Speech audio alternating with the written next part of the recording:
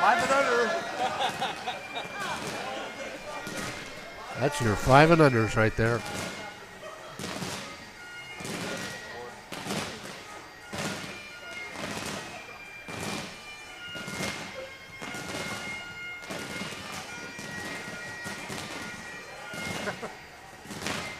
Give up already.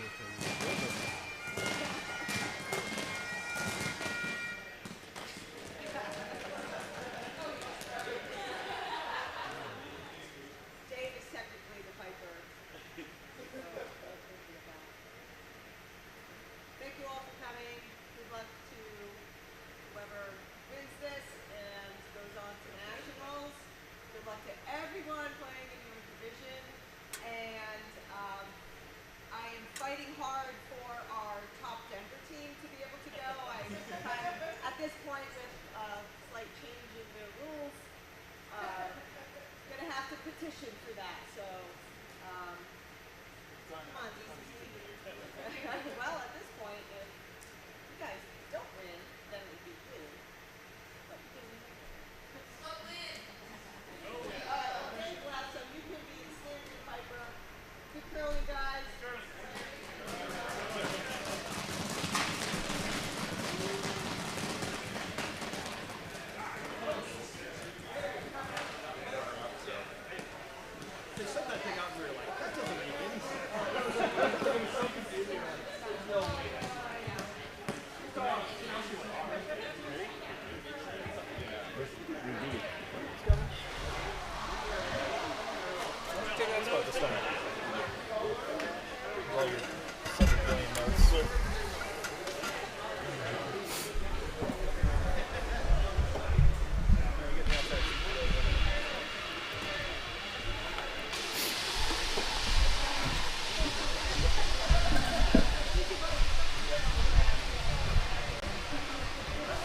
Memorex or are we live?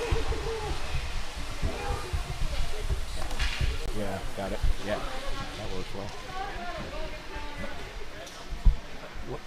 Where's our control? Yeah. All right, we're good. Hey there, Brian. Dave Falco, here we are once again at Denver Curling Center in the Mile High City. We have finals going on. Draw 13, Dave. Yeah, we're coming live for the 5 and under Bonspiel from Denver Curling Club. This is the finals of a national qualifying event. We're on our featured sheet. We have the deciding game to decide who goes to the national 5 and under Bonspiel in Orange County. Brand new curling club this year, a brand new facility. So I joke all the time about with people that curling brings you to all the most beautiful exotic places, but Southern California actually isn't too bad. That's a nice spot to go. Yeah. Among the nicest, I would say. So good luck to our two teams here. Our competitors for the A event final in this championship are Play the Wick from Madison, Wisconsin. That's skipped by Tristan Lequier. I did a little. That was the one piece of research I did all weekend. That's how to say his last name. Good job. And versus our local team, Team Olson, which is actually skipped by Adam Huffman. The complete rosters from Madison, we've got Tristan Lequier, Kevin Tyler, Mike Johnson, and Chris Lund. And for Team Olson, it's Matt Olson, Tyler Johnson, Adam Huffman, and Kevin Lee. Well, we did it, Matt. I mean, we did something. I don't know if we did it, but we got here. We started talking about this a couple months ago, and you've put in what now? Approaching 30 hours of commentating. Yeah, I've been barking into this mic a little bit, and we're here at the final draw, number 13, I believe. We do have BC and D event finals going on as well. We'll be panning in between ends to check in on those games. If you're a fan of one of the other teams, we'll give you some roster updates and score updates throughout. We've got Chris Natari working our cameras this weekend. Our technology setup has gotten improved throughout the weekend. You'll see some telestration. You'll see a lot of different camera angles following the rock, zooming in. It's zooming out, all the zooming. Yeah. Falco, were you referring to the Emmy Award-winning Chris Natari? Yeah, that's his full name. That was it? Yeah. Okay. Yeah. Thank you. That was super impressive. I still can't get over that. I mean, we saw it. It's a thing. It happened.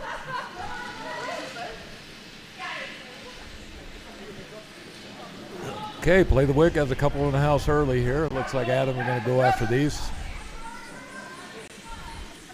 Both these teams have had very impressive weeks.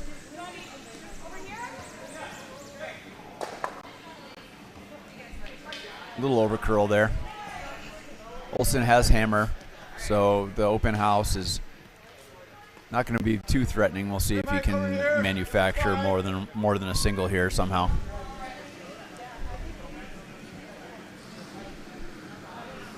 I would say that this is just first end conservative strategy, but Team Olsen has been playing wide open all weekend. They feel like they can, despite that last shot, let me say, but they did feel like they can hit with any team in the field, so they're going to continue to try to prove that here.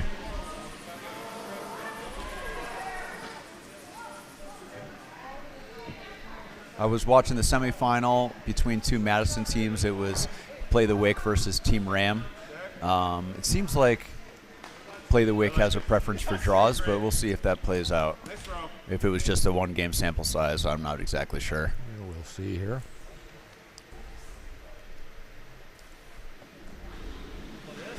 Three in the house early. Adam giving a little shake. Decided to go for the double.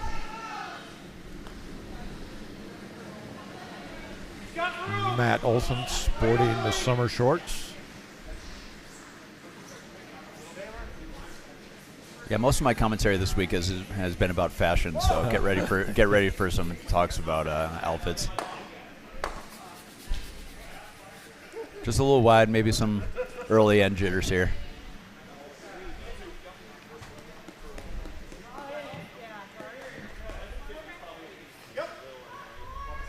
I got both those rocks moved to the back behind the tee.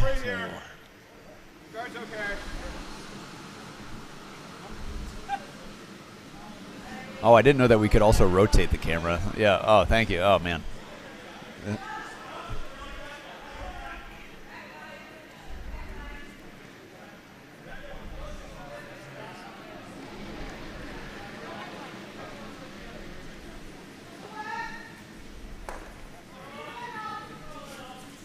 Kevin's rock. Ice was really keen on the earlier draw today, Falco at 11, so I'll try to get some times here shortly. Bring it.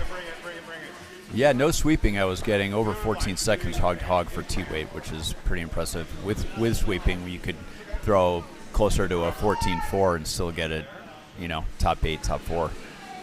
Yep, it's been playing well. We've seen about 4 feet of curl outside in, draw the button, and a little bit more than that coming off the line, especially on our featured sheet here. But really consistent conditions all weekend long. Tom Whitman is our head ice maker for the weekend, assisted by Tim Murphy. So those guys have done a great job.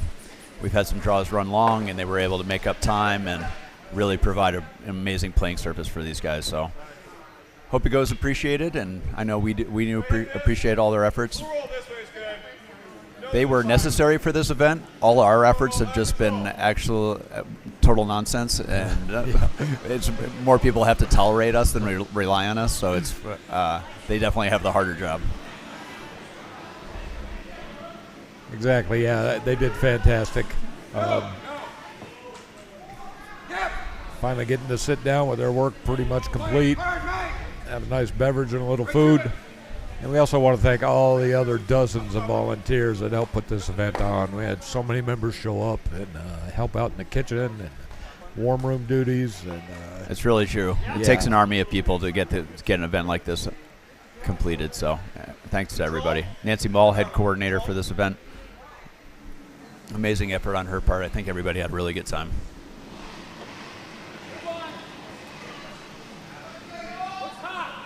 So, wanted to play open. Red was able to get a guard up, so now it's a little bit more threatening than it was a couple rocks ago.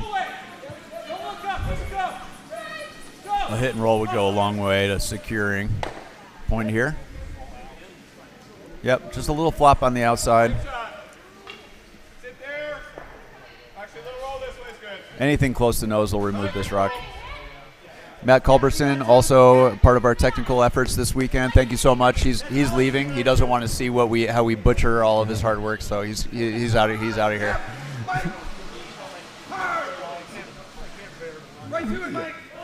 they did some amazing work during the hour break we have. We got our bird's nest of wires pretty much cleaned up here. We can actually put our feet on the floor and instead of hitting wires, so it's looking quite tidy up here on the desk. If we fail, it's certainly not their fault.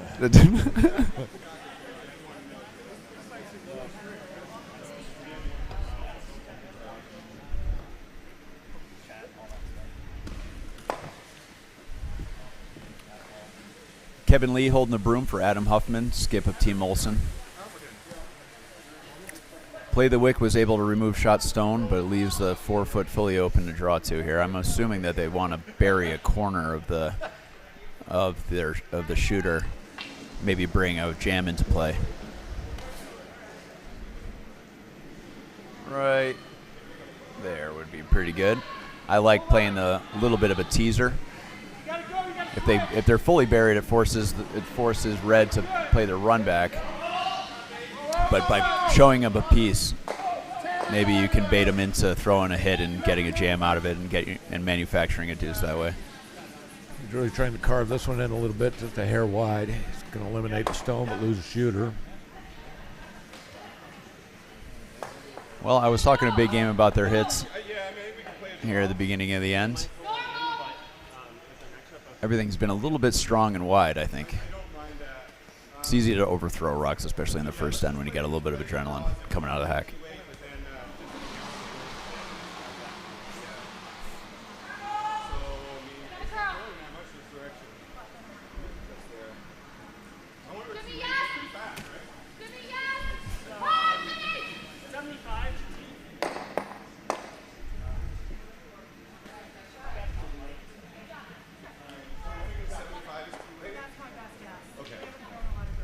Well, if you've been listening all weekend, which is about 3 or 4 of you, you might know that we're giving you dietary updates about what we're eating. This morning was a special treat. We had the parents of our junior program bake some breakfast soufflés.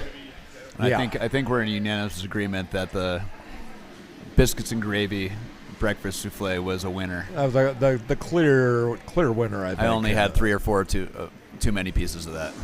Yeah. We'll see if I'm asleep by the 4th end.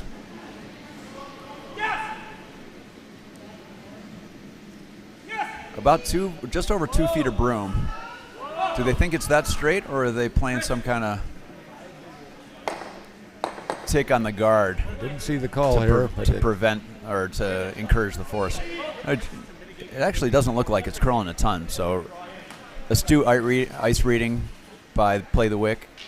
Okay, I'm not sure why they're sweeping that. Okay, make it get a little deeper. I would think he'd throw the intern here.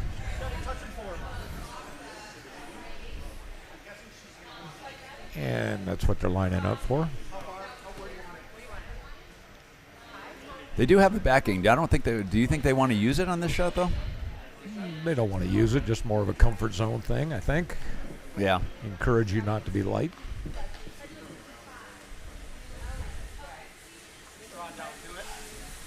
Especially Again, on the first end of a national qualifier, little jitters set in. Yep.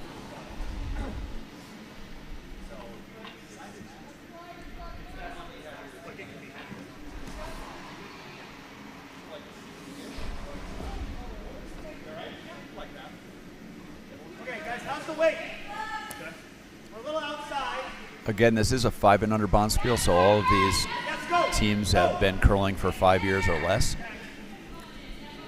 I've been curling for just under 25 years, so sometimes I'm seeing things that, just because I've watched thousands and thousands of rocks over my curling career, that maybe aren't as apparent to a newer curler.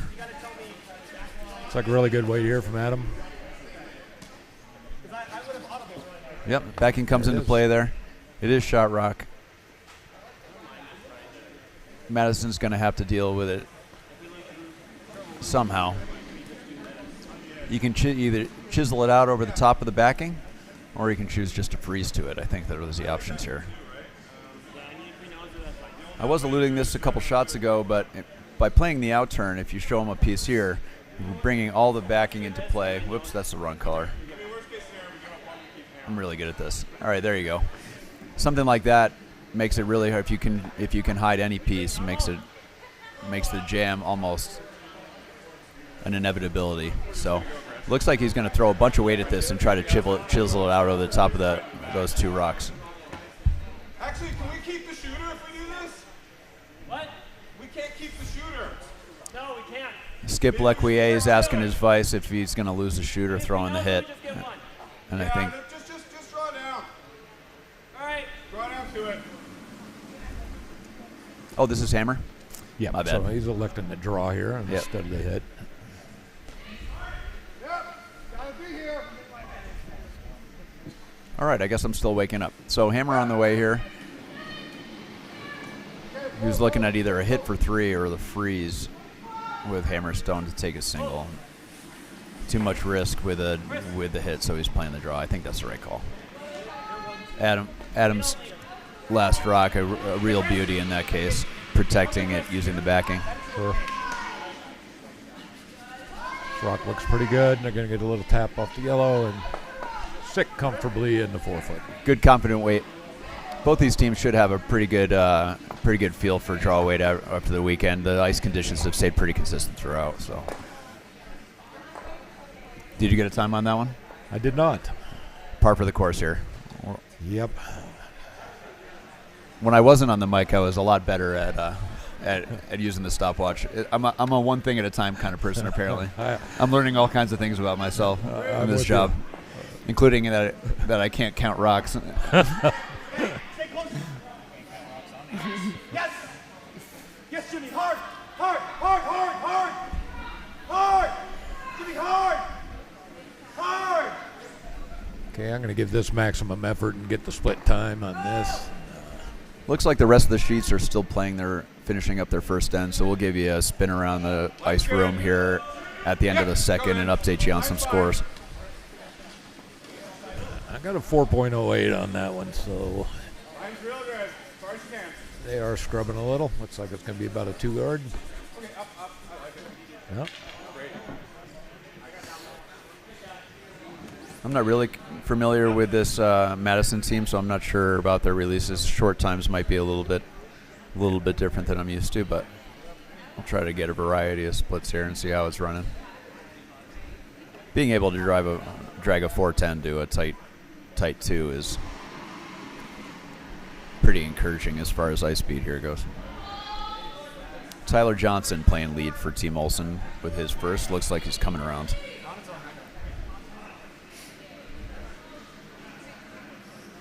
I'm sorry, Taylor.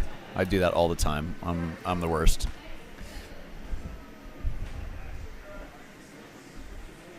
Just a bit heavy. Was that your writing? Yeah, I do. It is. Not only did I say it wrong, I also wrote it wrong. Yeah, I can do both. Yeah. Line was perfect.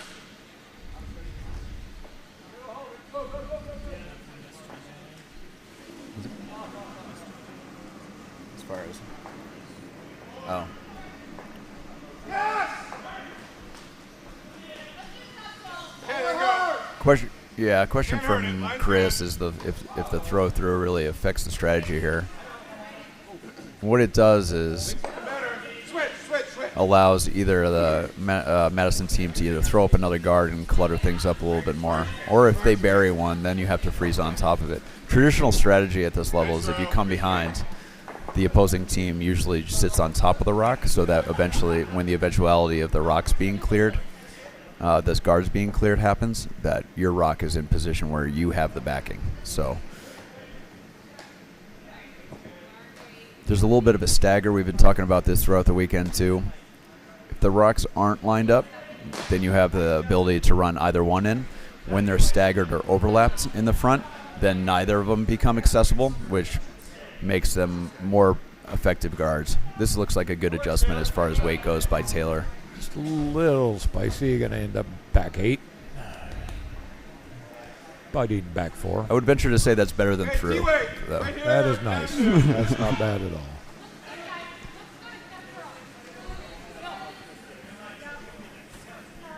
And as you mentioned, they're coming around. Intern. Top 4, if they sit on it, they're happy with that too, I think. All right, this would be a good chance for a time. Let's see if I can get a long time on this one.